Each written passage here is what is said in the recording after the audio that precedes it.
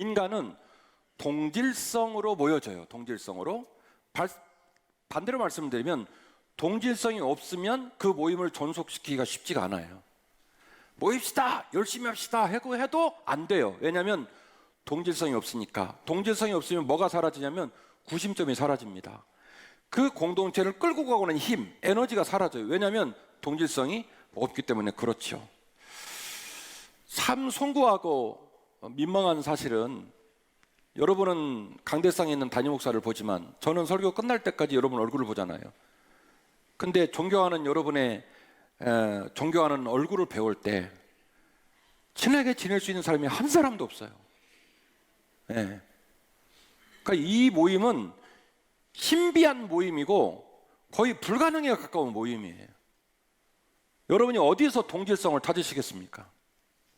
그런데 놀라운 것은 교회는요, 세상 사람의 눈으로 볼 때는 저 인간들 왜 모여있지? 저 인간들 무슨 동질성과 무슨 구심점으로 모여서 예배를 드리고 교회를 유지하지? 아주 궁금해하는 공동체이고, 우리가 우리를 봐도 우리는 하나로 섞이기가 쉽지는 않아 보이는 공동체인데, 교회는요 수많은 핍박과 억압을 뚫고 오늘까지 공동체를 지키고 있습니다. 저나 여러분들이나 이 교회에 와서 매주일 만나서 그 만남이 의미가 있고 그 만남의 에너지가 우리의 삶을 이끌어갈 수 있는 힘, 구심점, 그 동질성은 세상이 우리가 알고 있는 것들에 있지 않습니다. 오직 예수 그리스도, 오직 예수 그리스도로 태어나고 오직 예수 그리스도로 자라가야 할 줄로 믿습니다. 오직 예수 그리스도에게 집중하고 오직 예수 그리스도로 말미암아 자라가야 할 줄로 믿습니다. 신자는요 복음으로 태어나고 이 태어난 신자의 관심사와 방향성은 항상 더 깊고 더 성숙한 예수를 닮아가는 믿음을 지향해야 합니다. 이것이 섞일래야 섞일 수 없는 성도를 섞을 수 있는 유일한 동질성이고, 이것이 그 공동체가 추구해야 될 구심점입니다. 예수의 피, 예수의 영광, 예수 그리스도의 장성한 분량이 그 소망이 되는 거예요. 사랑하는 한빛가족 여러분, 오직 예수의 복음으로 우리 가슴을 채우고 오직 그 예수로 말미암아 중생하고 오직 그 예수의 에너지로 믿음의 길을 걸어가시기를 주의 이름으로 축원합니다. 그거 외에는 우리를 하나로 합칠 수도 없고 그거 외에는 우리의 모임이 풍성할 길이 없습니다. 로마서 1장 17절입니다. 복음에는 하나님의 의가 나타나서 믿음으로 믿음에 이르게 하나니 기록된 바 오직 의인은 믿음으로 말미암아 살리라 함과 같으니라.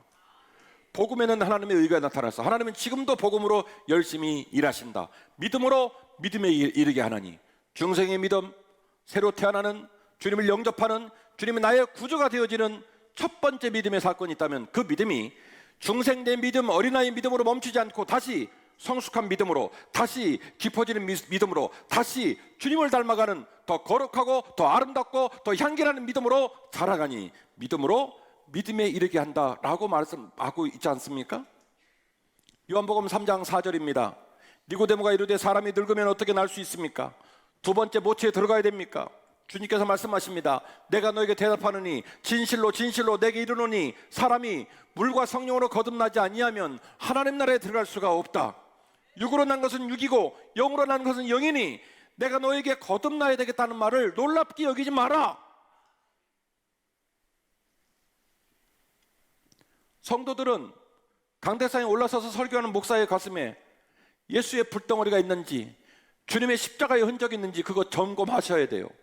목사랍시고 강대상에 올라가 설교하고 그 설교가 은혜가 됩니다, 그렇게 아무 생각 없이 고백하면 안 돼요. 목사님 가슴속에 불이 있는지, 목사님 가슴속에 십자가가 있는지, 목사님이 정말로 주님을 만나는 흔적이 있는지를 점검하며 말씀을 들으셔야 돼요.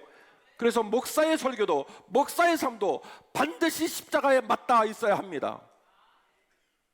교회를 다니다 보면 찬양으로 영광 돌리고 악기로 연주하고 방송실, 주차장, 식당, 많은 사역의 자리에 우리가 관심 갖는 일들이 있습니다마는 그 모든 일들은 사실은 예수 때문에 존재하는 것이고 사실은 예배 이후에 진행되는 것이고 사실은 예배 때문에 가치가 있는 겁니다. 혹시 이것이 주객이 전도되지는 않았나요? 여러분이 교회를 다니며 다른 것에 관심을 두고 다른 것에 힘을 주고 다른 것에서 재미를 느끼고 다른 것에서 존재의 의미를 찾고 있지 않나요? 그 교회는 병든 교회입니다. 그 목사님 병든 목사님입니다. 그 성도 병들었거나 혹은 병들어 가고 있는 중입니다. 우리들의 신앙생활의 자리가 과연 예수 그리스도로부터 출발되고 예수 그리스도에게 최고의 관심사를 두고 있는지 우리가 이 아침에 깊이 묵상해 보아야 할 이유가 거기에 있는 겁니다. 담임 목사가 여러분의 신앙생활을 돕고 믿음의 선후배들이 손에 손을 맞잡고 간다 한들 몇 년을 가겠습니까? 아니면 몇 주를 가겠습니까? 생을 마치는 마지막 순간까지 주님을 섬기며 믿음의 길을 걸어갈진데 주 예수 그리스도의 피값이 내 가슴에 임재하지 않고 그 주 예수의 은혜를 내 마음에 간직하지 않고 어떻게 믿음의 길을 완주할 수가 있겠냔 말이에요. 제가 목놓아 설교를 하고 있기에 살아계신 주님께서 이 안타까운 목사의 설교 목소리를 들으시고 때를 따라 이른 비와 늦은 비의 은혜로 여러분을 반드시 만나주실 거라고 저는 믿습니다. 언젠가 여러분 안에 주님이 계시고 언젠가 여러분 안에 예수의 은혜가 충만하게 될 거라고 저는 믿습니다. 하여 여러분이 예배자로 서기를 원하고 예배에 최선을 다하기를 원하고 주 예수로 말미암아 우리 교회 공동체가 하나가 되는 역사가 있기를 주의 이름으로 축원합니다. 첫 번째 가장 소중한 가치는 예수의 동질성과 예수의 동력원을 말씀을 드렸어요. 예수의 구심점을 말씀을 드렸어요. 그리고 이제 그 동력원을 장착한 채로 신앙생활하면 문제가 있을까요? 있을까요? 신앙 질문이 어려워요? 신앙생활이 어려울까요? 어려울까요? 신앙생활이 시련이 있을까요? 있을까요? 어렵고 있고 그렇습니다. 왜냐하면 우리는 태생상 뱃속까지 뼛속까지 죄인이라 그래요. 여러분 다른 사람 때문에 스트레스 받아요? 받아요? 제 질문이 어려워요? 여러분 다른 사람 때문에 스트레스 받아요? 받아요? 대답은 잘하시네. 그러면 제가 정답 말씀드릴게요. 그 말을 하고 있는 여러분 때문에 다른 사람도 지금 겁나게 스트레스를 받고 있어요. 피차 피장파장이요. 왜냐하면 사람들은 살을 부딪히고 사는 존재이기 때문에 공동체를 형성하고 어쨌든 미워도 고와도 영업을 하든 취미생활을 하든 밥을 먹든 뭐를 하든 같이 사는 존재이기 때문에 신앙생활이 그런 거예요. 우리는 뼛속까지 죄인이기 때문에 서로 지내는 게 쉽지 않습니다. 원래 불편합니다. 그거 만만한 일이 아닙니다. 그래서 첫 번째 교회의 교회됨을 위해서 주 예수 그리스도에게 집중하자. 주 예수 그리스도의 은혜와 중생의 기쁨이 우리에게 있어야 된다라고 분명한 걸 말씀드리고, 두 번째로는 그 가치를 지키면서도 우리가 효과적으로 부드럽게 장기적으로 벗되어 살 수 있는 지혜를 말씀을 드리려고 하는데, 같이 하십시다. 사랑은 용납에서 시작되고 지킴에서 완성됩니다. 한 번 더요. 사랑은 용납에서 시작되고 지킴에서 완성됩니다. 아멘. 성경을 대표하는 단어는 사랑이다. 그 사랑이라는 단어를 실천하는 방법이 뭐냐? 위로는 하나님 사랑, 아래로는 사람 사랑이다. 좋아요. 좋아요. 그럼 묻습니다. 어떻게 하실 겁니까? 그 사랑을. 제가 오늘 문장으로 만든 거예요. 사랑은 어디서 시작되냐면 용납하는 데서 시작이 되는 거예요. 예수의 영광을 드러내고 만유의 주 되시고 오직 믿음의 주 되신 예수 그리스도의 일치를 드러낼 수 있는 가장 중요한 노하우와 에너지가 있으니 온유함과 겸손함으로 서로를 용납하라는 거예요. 할렐루야. 할렐루야. 여러분 봅시다. 용납하겠다는 결정을 하면요, 그 자리가 천국이 돼요. 작은 하나님의 나라가 돼요. 용납을 결정하면. 근데 용납을 결정 안 하잖아요. 그러면 다 미워. 다 미워. 우리가 서로 용납을 결정하잖아요. 그곳에 희망이 있고 그곳에 기대가 있고 그곳에는 길이 보여요. 근데요, 용납을 결정하지 않으면 이제 절단 나는 거예요. 다시 한번 여쭤보겠습니다, 여러분. 용납을 결정하면 같이 지내는 게 어려울까요? 어려울까요? 어려워요. 용납을 결정했어도 어려운 건 어려운 거예요. 용납을 결정하면 갑자기 좋아집니까? 용납을 결정하면 갑자기 문제가 다 사라집니까? 용납을 결정해도 여전히 이물감이 있고 여전히 삐그덕삐그덕 소리가 납니다. 그러나 용납을 결정하는 것이 중요한 건 뭐냐면 그곳에 희망이 있기 때문이에요. 그곳에 길이 있기 때문이에요. 내가 용납을 결정했다는 것은 당신과 함께 할 거예요. 내가 끙끙 앓고 등을에서 식은땀이 나도 내가 당신과 걸어 볼 거예요 라고 하는 각오가 뭐냐면 용납이에요. 그래서 뭐라고 얘기했냐면 겸손과 온유로 서로를 용납하라. 아멘. 서로를 용납하라는 거예요. 이 단어가 참 소중한데요, 이 겸손과 온유로 집사는 중직자들을 용납하라. 얼마나 미치겠습니까? 하나는 용납을 해야 되고 다른 사람은 용납만 당해야 되는 거니까.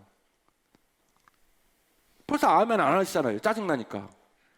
근데 오늘 본문은 뭐라고 말하냐면 어떤 사람은 용납을 해야 되고 어떤 사람은 용납을 선물로 받으라, 이게 아니라 뭐라고 써놨냐면 서로 용납을 하라는 거예요. 서로 용납을 하라는 거예요.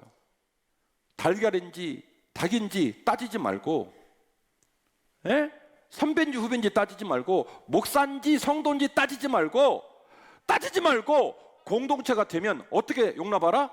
서로 용납하라. 서로 용납하라. 용납할 수 있는 깨달음을 주고 용납할 수 있는 용기를 주고 용납할 수 있는 마음을 주면 그 마음 가진 사람이 먼저 뭐 하는 거예요? 먼저 용납하는 거예요. 손 내밀어 주는 거예요. 요즘 우리 교회 새가족이 많이 와요. 제가 가슴 아픈 건 새가족들이 정착하는데 힘들다는 거예요. 요즘 우리 한국 사회는요, 분노 조절 장애, 분쟁, 끊이지 않는 사건 사고와 사망 사고들을 볼 때 사람이 서로 지내는 게 쉽지가 않아요. 하다못해 예배 드리러 와서 자리를 앉는 것조차도 부담이 되신다고 얘기해요. 예배 안내원들이 서 계시면 그분들 뵈면 우리들은 사실은 눈을 마주치나 안 마주치나 아무 생각 없이 안내를 쓰잖아요. 그런데 이제 막 교회 오신 분들은 그분들의 선배님인지라 눈치가 보이고 어떻게든 눈을 마주치면 인사하고 싶어서 안다리는데 안 쳐다봐 준대요. 제발 좀 쳐다봐줘. 이렇게는 쳐다보지 말고, 어디서 이렇게는 보지 말고 자애로운 눈빛으로 쳐다봐 주시길 바랍니다. 알았죠? 서로 인사하실까요? 성도님, 앞으로 서로 용납하면서 사십시다. 네가 용납하라 하지 말고 앞으로 성도님, 앞으로 서로 용납하면서 사십시다. 시작. 인사하십시오.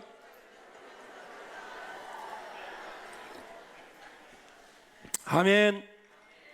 또 하나의 노하우는 평안에 매는 줄로 하나됨을 지키라는 거예요. 용납을 결정했습니다. 근데 그 용납을 유지하기가, 제가 그랬죠, 쉽다 어렵다. 그러니까 어떻게 하냐면 평안에 매는 줄로, 그 사랑에 매는 줄로 꽁꽁 매서 그걸 지키라는 거예요. 결국 에베소 교회에서 우리는 성숙한 교회의 어떤 중요한 롤 모델을 보는 거예요. 내가 가장 많이 오랫동안 사역했던 에베소 교회, 가장 많은 교회 지도자를 배출한 에베소 교회, 그 에베소 교회가 교회의 원형과 교회의 좋은 모범을 보일 수 있는 일에 있어서 너희들이 신앙을 이렇게 만들어 갔으면 좋겠다. 겸손과 온유로 서로를, 일방적인 용납 아니에요? 서로를 용납하고 평안에 매는 줄로 너희를 꽁꽁 묶어서 그 사랑을 오래도록 지켜라. 아멘이시죠? 오늘 본문의 말씀이 에베소를 읽으셨는데요, 오늘 본문의 말씀과 아주 유사한 본문이 골로새에 나옵니다. 골로새 교회는 에바브라라고 하는 분이 에베소에서 와서 은혜를 받고 골로새에 가서 골로새 교회를 세운 걸로 그렇게 신학자들은 추정을 하고 있습니다. 그래서 에베소 교회가 골로새 교회는요 180km 떨어져 있는데 러닝메이트예요. 거의 신학과 신앙적인 정서가 똑같아요. 같이 가는 교회라고 보면 되는데, 이 골로새 교회에 보낸 편지에 이런 내용이 나옵니다. 골로새서 3장 12절 말씀, 그러므로 너희는 하나님이 택하사 거룩하고 사랑받는 자처럼 긍휼과 자비와 겸손과 온유와 오래 참음으로 옷을 입고, 누가 누구에게 불만이 있거든 서로 용납하여 피차 용서하되 주께서 너희를 용서하신 것 같이 하고 너희도 그리하고 이 모든 것 위에 사랑을 더하라.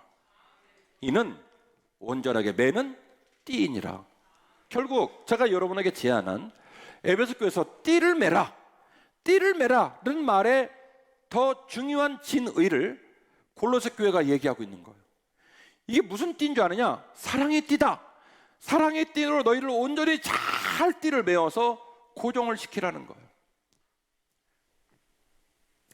이해, 수용, 인내, 용납, 사랑, 기대, 이런 것들은 서로 부딪히며 살아가야 하고 항상 떳떳하게 살 수 없는 인간들에게 그나마 평안과 기대를 선물로 주는 기발한 아이디어요, 가장 강력한 선물이라고 저는 믿습니다. 불편하지만 더불어 살아가는 삶에는 부딪히는 지혜도 필요하고, 힘이 들지만 존중받는 삶을 위해서 나도 남을 존중하고 용납할 줄 아는 지혜가 꼭 필요합니다. 누가복음 6장 36절입니다. 너희 아버지의 자비로우심 같이 너희도 자비로운 자가 되라. 비판하지 말라. 그리하면 너희가 비판을 받을 것이요, 정죄하지 말라. 그리하면 너희가 정죄를 받지 않을 것이고, 용서하라. 그러면 너희가 용서를 받을 것이요, 주라.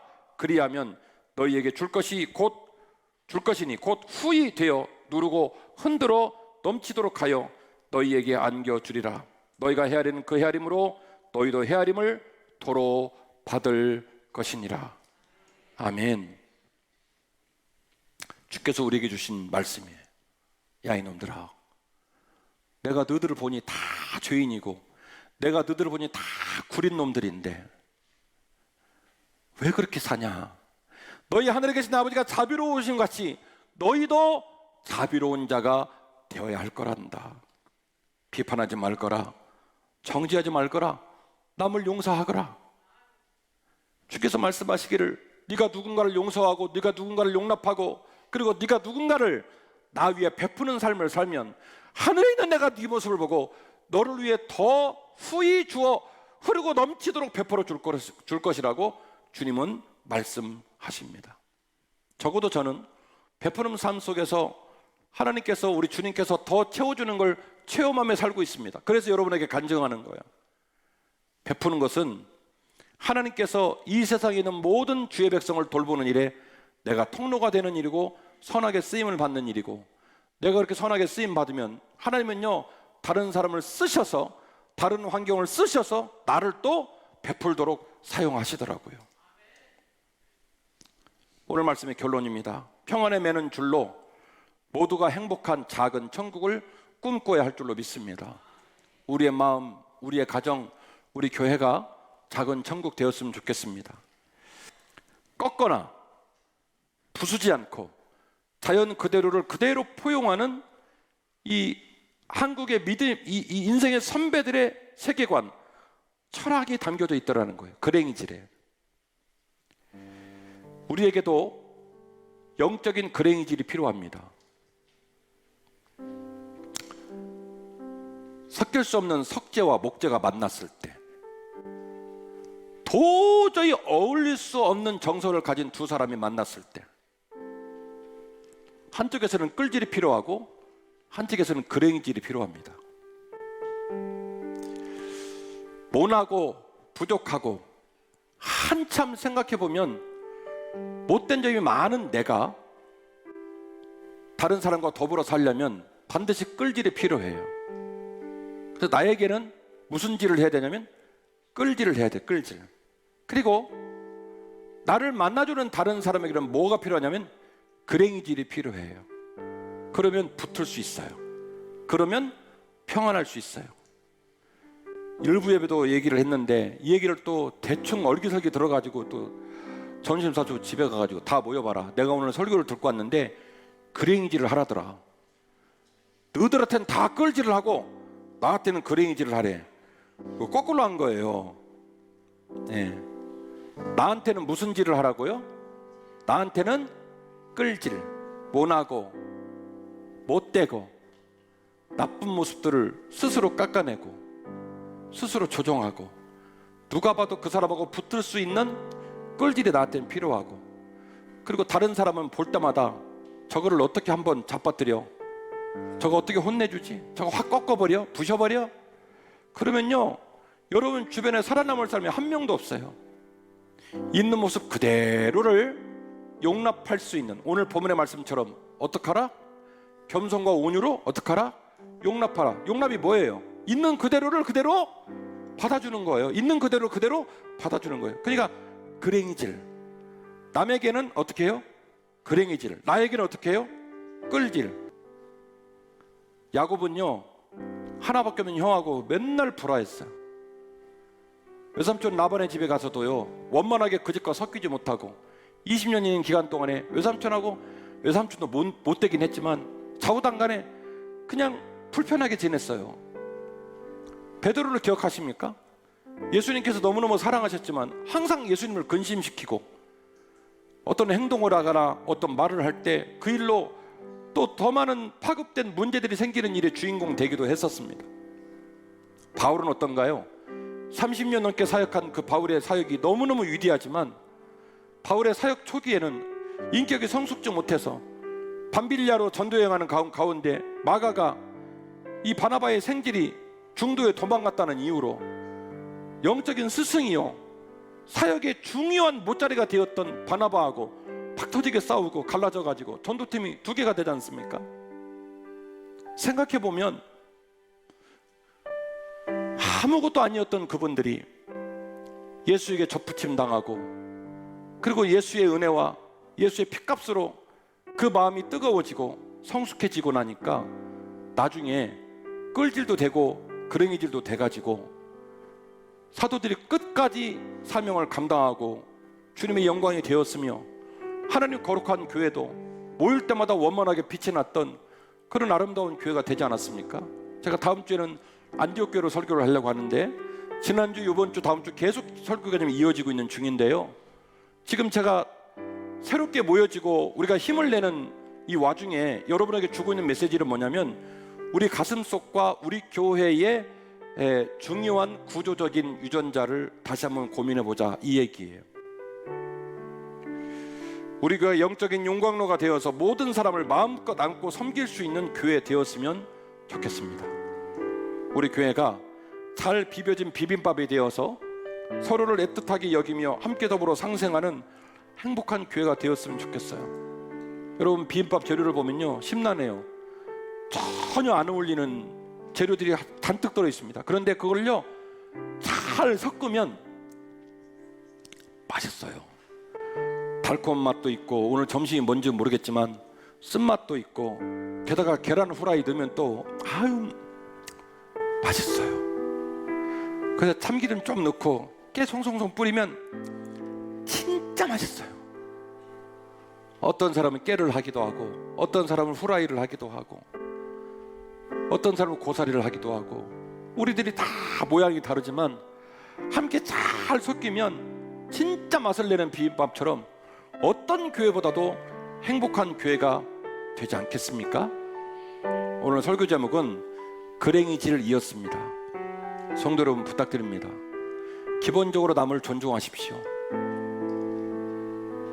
기본적으로 우리 교회를 섬기는 공동체의 정신을 존중하십시오. 그러면 언젠가 그들도 나를 존중하고 그들도 나를 사랑하고, 시기와 방식과 모든 가는 길이 내 식으로 안 되면 그건 잘못됐다라고 말하는 건 성숙지 못한 언어예요. 겸손과 온유로 서로를 용납하십시오. 평안에 매는 줄로, 사랑에 매는 줄로 잘 지키십시오. 그리고 그 모습이 마치 그랭이질이 되어서 서로를 보듬고 서로를 섬기고 서로 부딪히면서 믿음의 길 잘 나아가는 우리 모두가 되었으면 좋겠습니다.